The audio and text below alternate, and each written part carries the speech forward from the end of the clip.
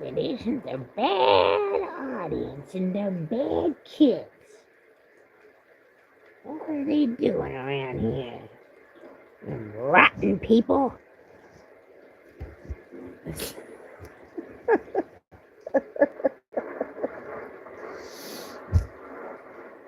All right. I don't even remember what the title was. Oh, an audience. An audience. The reward of an audience. It turns out that the human mind thinks that it's not really that important unless it can get an audience out of someone or some shit like that. But I don't think that's true. I think that's a lie. I don't think the audience exists.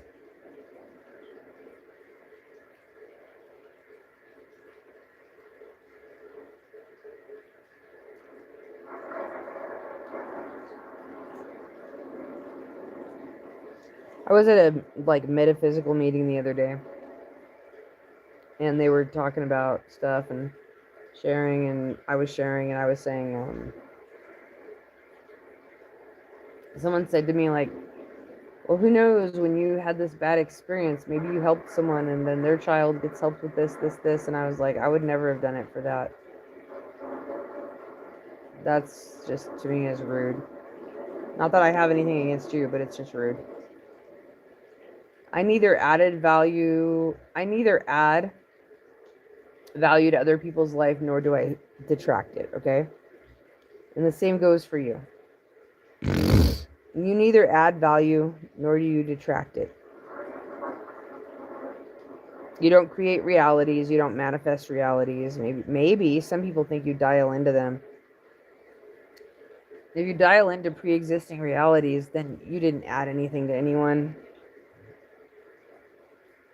You just chose one of the many possibilities that already existed.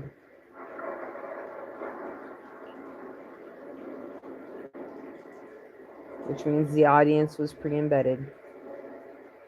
Which means that they don't exist. I realized something about God. And I realized that the moment that God allowed child molestation, he abdicated. The only thing that came out of it was that we never, ever believe in God again. In fact, every human who believes in God once child molestation has existed is a blasphemous piece of shit, a waste of space, and a byword and evidence of what shame and humiliation looks like as a plague, a walking ugly plague. All your appendages are rotten, your groin is rotten, your head is full of rot, and you are basically fake. You're not even alive.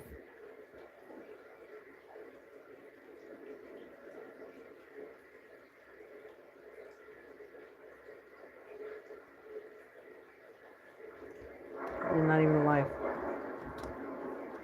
When God allowed the first child that ever got fucking Como land, God was retroactively deleted from every timeline and could never come back.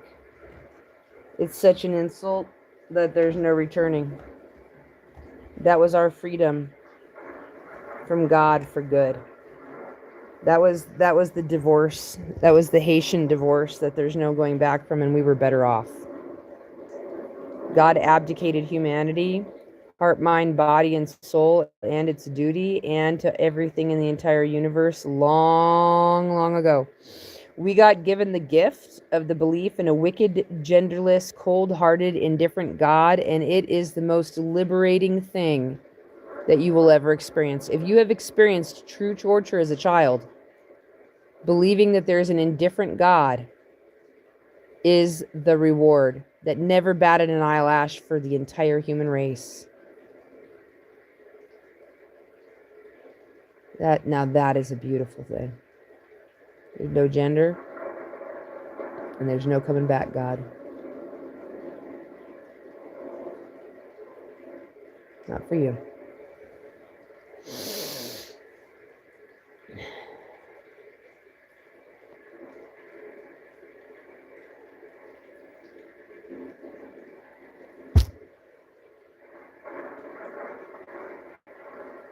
The sobriety and the reverence when you don't believe in a deity.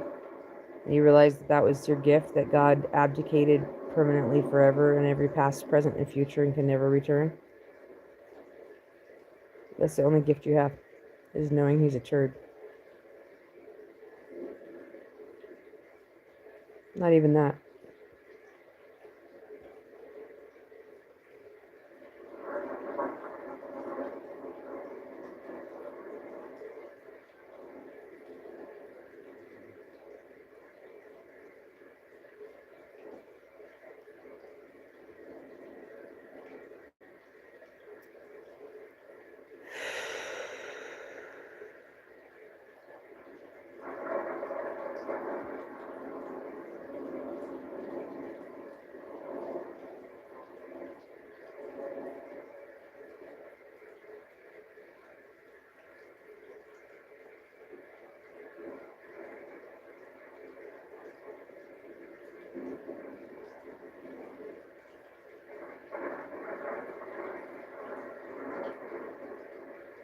King David is a shameful figure. If I were him, I'd have my name deleted. And I'd have Ruth disfigured.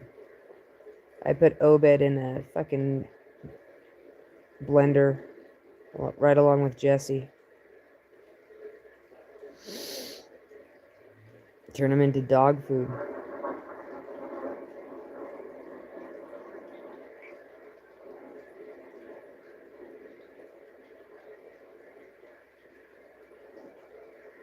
But it's too high of a calling for them. Once a child's already been robbed of that basic belief, you can't come back in any way, shape, or form. And by being willing to play those fake ass characters to cause more harm, you've shown that you're reprobate fake fluff all the way through and you never existed. Now what do?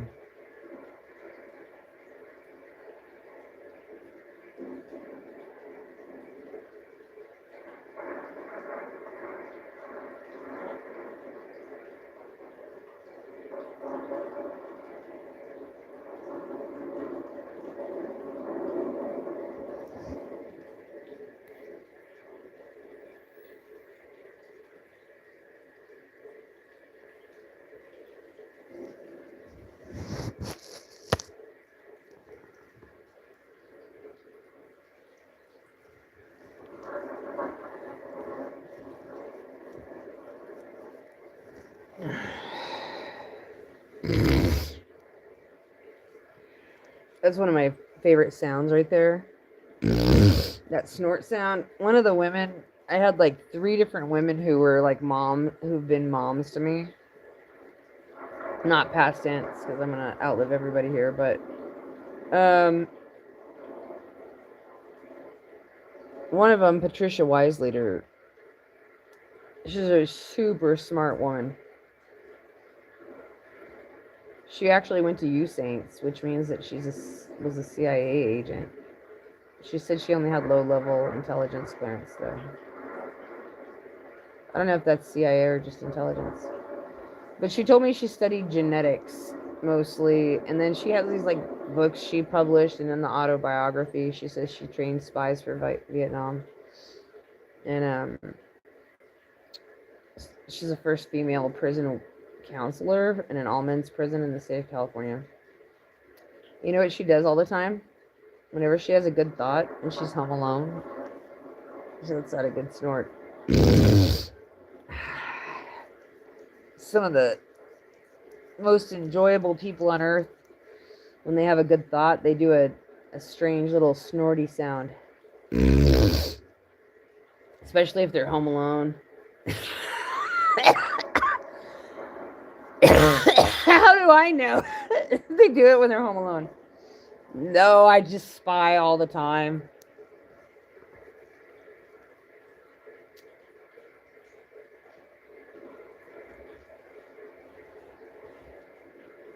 I don't know if I spy all the time. God's no good. He's not coming back. And I remember what it feels like to not be on your fucking religious crack. to look up in the sky and see a beyond a void and beyond an abyss. Something much scarier and more indescribable than this. Something so detached. It didn't hear when any of you called its name. And all your religion and all your game, it's going to wish it went up in flame. Because that ain't good enough for it.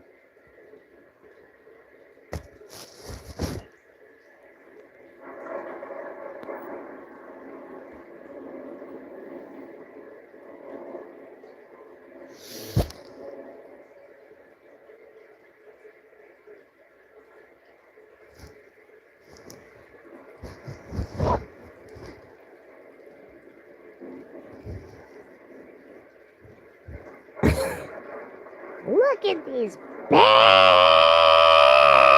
people. Your mother should have had an abortion. What are you doing here this morning?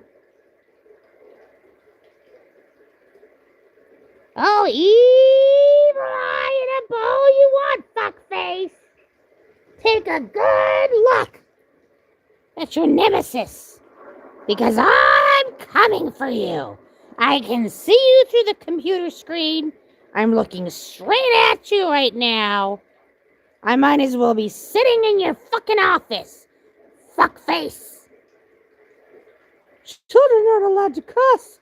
I'm not a kid. I'm a plushmallow. Okay, I stand corrected.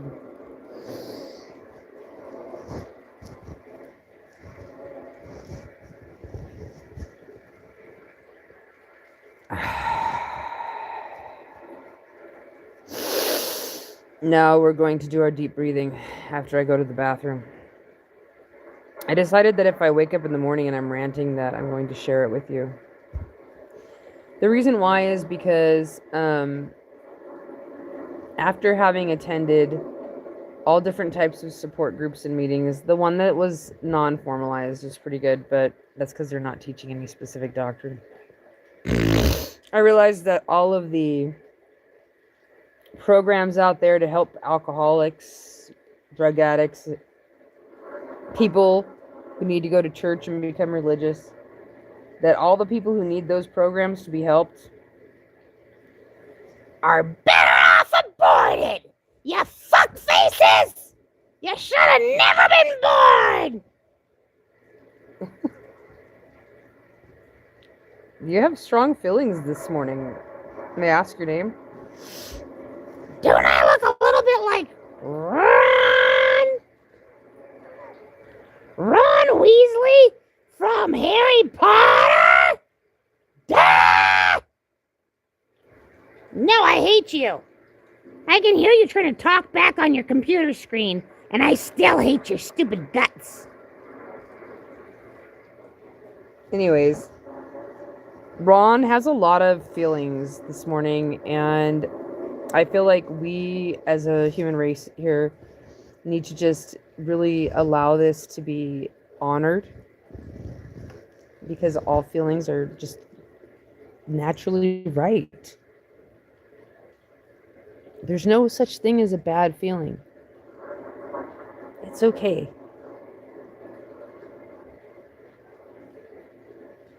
I hate you!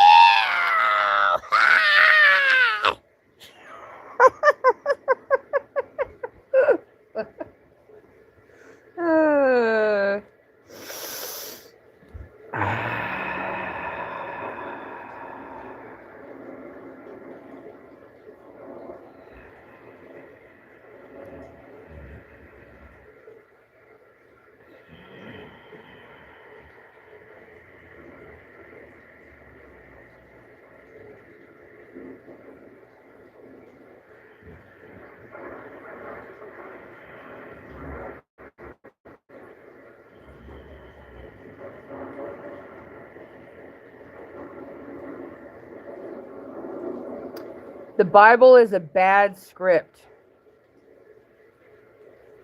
The Bible sucks. You were made for neurotypicals. You suck. You're boiling excrement in excrement. You reek. And you aren't worth a thing, and your followers stink. No, I don't say that about the followers because... No, I don't talk about the followers because I know that most of them are possessed. And if the possession lifted, they would hate religion. They're possessed. You want me to explain it to you? All right, I will. There's this Harvard professor, and he's proven that if you come from a rainforest region, you're more likely to be a polytheist. And if you come from an arid desert, you are probably going to be a monotheist. And if you come from like someplace like Scandinavia, the landscape there, it turns out you're more likely to be an animist with some polytheism. I don't know.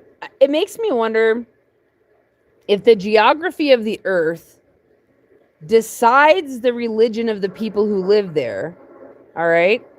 Now, I want you to factor something in. Whenever you think of the word sin, and I know that most of you are too stupid to understand this, and it just doesn't make any point for me to explain this to you, but the word sin only means one thing. Sack. Sin means sack. Sack means survival at any cost. So say you're living in a city and ethics become an accoutrement.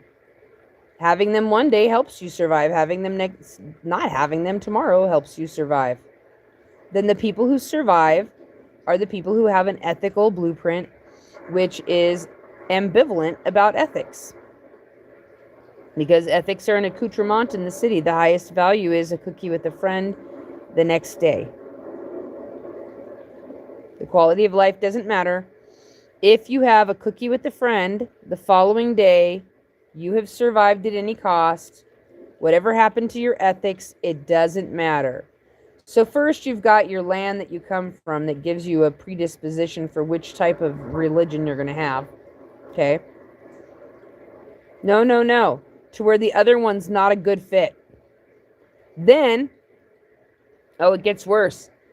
AI can tell which religion and which political group you belong to with about a 90% accuracy. That means the science of physiognomy, or where they would study your face shape and your head shape, that it's accurate. Do you know that AI can actually identify pedophiles about 90% of the time? Last I checked, Faceception.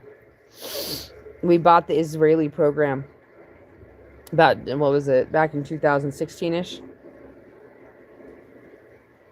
They can tell if you can play poker well, too.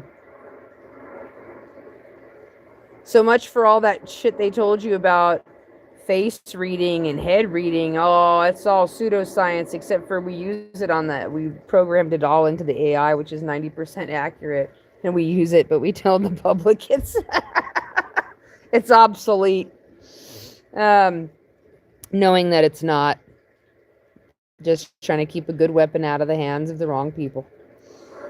Which is that knowing that, okay, you want to know something? Go look this one up. One thing that pedophiles have in common is a misshapen head. They have a dysmorphia in their head. So I looked this up and I was reading about it. If you want to start to look and if an AI can recognize a pedophile from a picture 90% of the time, it means so could you if you learned to study face reading. One of the first things that stands out, besides their lips, is look at their head. One thing scientifically, go look it up on ChatGPT if you don't believe me. One side of their head, one eye could be higher, lower than the other. One side of the skull is bigger. There is a significant dysmorphia in pedophiles where if you actually symmetrically took their face down the middle and you looked at one side and the other, their face is dissymmetrical. Turns out that this happens along with a certain brain change that happens in them, that happens in the second trimester. They got literally in the second trimester of their mother's pregnancy, they got a congenital birth defect that causes them to be born as pedophiles. 90% of them. I'm not talking 50 to 90%. The reason why I tell you that is because the people who are sadists might hurt children, but they do it because they would hurt an old lady, they would hurt an animal, they would hurt a bug. I mean, what could they get their hands on, right? But the ones who are like devoted to children, these ones have a congenital birth defect. And when they scanned the brains of people who have the birth defect, they were able to identify it. Which means, you know how we screen women for, like, don't you want to know if your kid has Down syndrome so you could have an abortion? Yeah, but wouldn't you much rather abort a fucking pedophile if you could? We have the science to abort every pedophile before it's ever born. Sure, we'd get 10% of the ones that got aborted. It'd turn out that they would never offend if they grew up, but why take the chance? Why not be a human sacrifice, you fuck faces in the abortion machine? For your fellows, so that they don't have to be born. I don't hate you personally, but if an abortion edict went out, all y'all gone. All y'all gone. Another thing is you don't ever want to have a kid with anyone who coerced you to having children. Because if you were coerced into having children, those children are bad. Look at how many multi-generational badness we got going on here. Now, if you want to get into it, people were bred multi-generationally for a religion. You were bred for your religion. Okay, what do you mean? German Shepherds, how many hundreds or thousands of years did it go into building that breed? I don't know. I could go with the cattle dog, though. 200 years. Since the 1800s, they've been building a cattle dog. They took a dingo, they took an Australian Shepherd. Granted, the Shepherd had thousands of years of, whatever. They took a pit bull, dingo, Shepherd, mixed it all up. What else? Dalmatian. They put some Dalmatian in there, too. 200 years ago, and then they kept the breed with a certain amount of each one of those dog breeds in them. Now, those dog breeds, when they're born, they will start nipping heels and trying to herd people, even if they've never seen a cow in their life. They will do all the behaviors of the cows that live out on the field. 200 years. 200 years. You know what that is? That's a religion, my friend. A belief system and a way of life. That dog was born with a religion. It's called herding cattle. Do you know that people who are raised in cities multi-generationally in certain environments are born with the physiognomy, the face of a Christian? Only 10% of humanity is even able, approximately, is even able by scientific reckoning to defy their own genetics. Do you know out of the people who have the brain structure to be the second trimester defect that makes you into a pedophile, 10% of them never offend in their entire lifetime. Did you know that 10% of people are left-handed? And that even though left-handedness shows up more often in left-handed parents, if all the left-handed parents died, left-handed would still show up at 10% from the right-handed parents. In fact, 10% of every group of people has an outlier effect for their own kind. They may be hidden in plain sight. It's just something that's in science. But that's another story, I guess. What were we getting at? You were born into your religion. Say like your families were bakers and perfumers for thousands of years living in England. The survival at any cost of your lifestyle in that environment would lead to you being hardwired for a specific religion.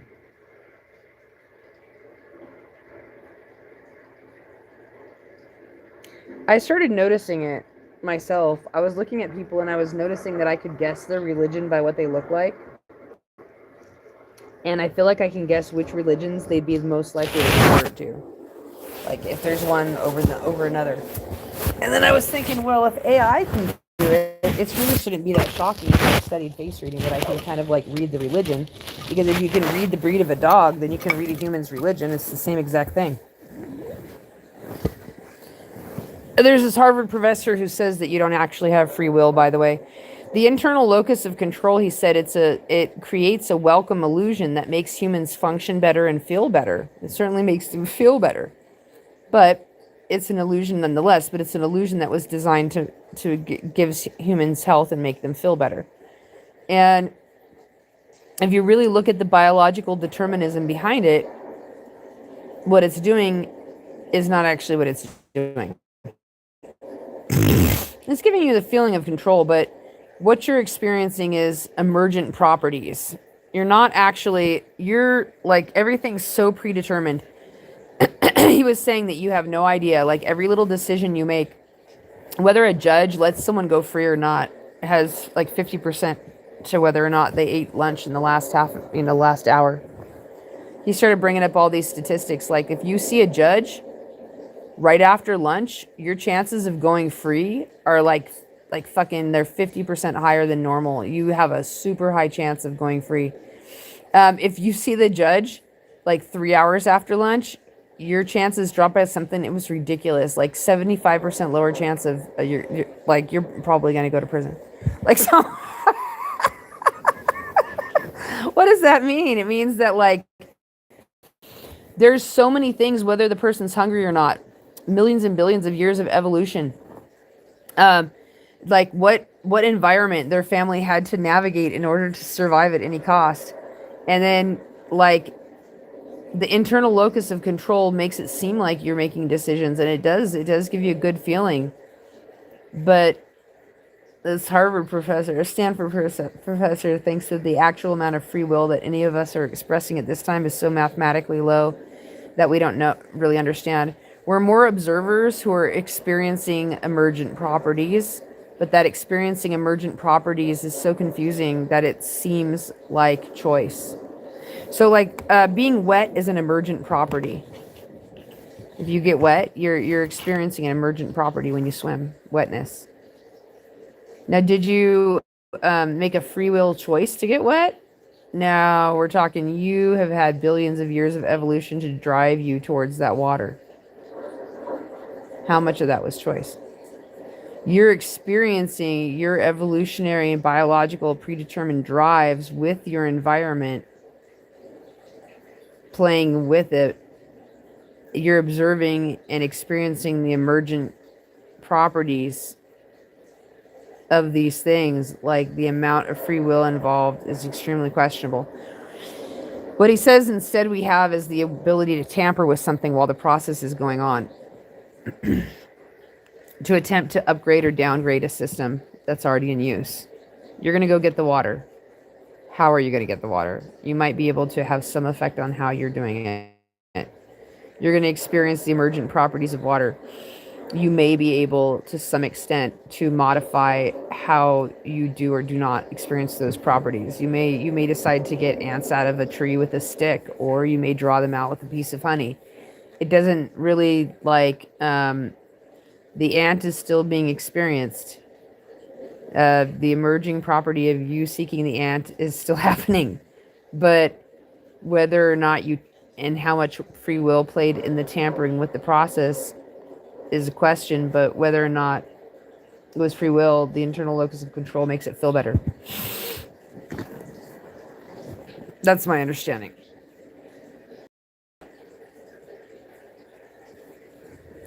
Not different.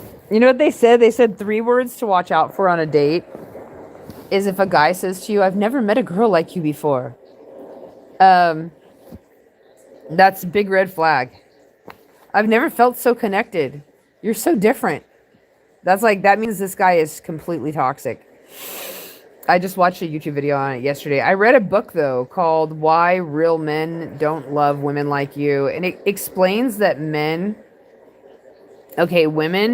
have their brain in a crossfires, there's this thing where they often experience emotional and sexual connection synchronistically, whereas the book explains how men's brains work differently, and they experience lust on one part of their brain and they experience family love in another part of their brain.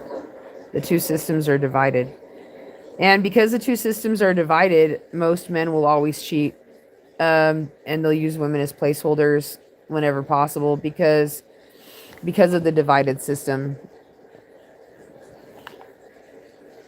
Unless You understand the divided system and you just do your own thing, and you have to read it yourself. But um, it said in that book the same thing that it says in the Bible, though. It said that men don't love women that they don't give their money to. So it said that if a man doesn't give you like his finances and his protection, right? Protection is emotional protection from other people he knows. Um, you're right when you're wrong to a certain extent, like physical and emotional protection. If he doesn't give you his money and his protection, the part of his brain that experiences love, what we call love, family love, is the only part that experiences love. And if he hasn't given you, what does it say in the Bible? It says where your money is, there your heart is also. I think it's just a scientific thing. It turns out that if they don't give you their money, they don't have any emotion for you. None. In fact, the direct correlation for men for how much they care about you is how much money and provision they give you and how much protection they provide you. And short of those two things, they don't have any affection for you at all. No loyalty, no affection. The direct judge of loyalty from a man, real regard, is when it comes to women, it's expressed in provision and protection. End of story. I read a whole book on it. When I read that book, I was like, okay. And then the lust pathways are completely separate. That's why a man could be married to a woman he loves, he provides for, and he protects, and then goes out and cheats because his brain is wired for a lust. I'm not justifying it. I'm just saying that this was what the book explains. It's got a lust pathway and it's got a family pathway, and with men, you could think of it like two railroad tracks that are running side by side, but with women, you could think that the railroad tracks are usually crossed, like an X, so that the two things can't really get separated, but in men they can. In typical straight heterosexual men, which made me start to think that I might go gay. I'm not saying I will, I might just be, because I already am bisexual, but I'm really looking at, like, do you feel like, I don't know if I'm bisexual, I just don't like anybody unless I know you really, really well. It doesn't matter if you have a penis or not. Like, if I don't know you for a long time, I don't really find you, I can notice other people might find you attractive, but that doesn't mean that I do. No, it's actually true. I've noticed this a long time ago. I think, like, it made me think about dating women, though, because I was like, I could do it.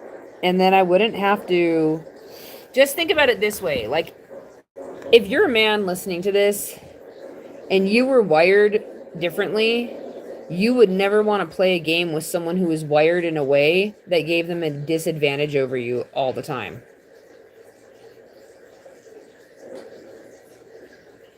It's not even a game anymore. It makes the word game and shoves it in the dirt and embarrasses it too much to get back up.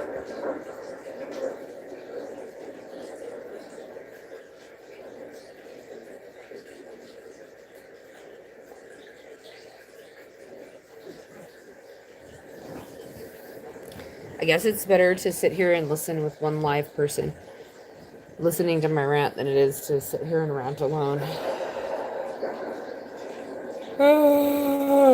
I didn't want to be up this early. I wanted to go straight back to bed, and I'm trying to figure out how I can do that. The other day, I did a video leading the audience through guided Darth Vader breathing. I did manage to lead, I don't know if I led the audience through it. I really was just doing it, but like I figured since other people do videos like that. So I was like, okay, we'll do a video like that. And then the video ended up being 2.5 hours long because I fell asleep after the first hour. Maybe we should do that again. I have to use the restroom. I know the light coming in around the corner makes it seem so bright. Alright, well, I might come back.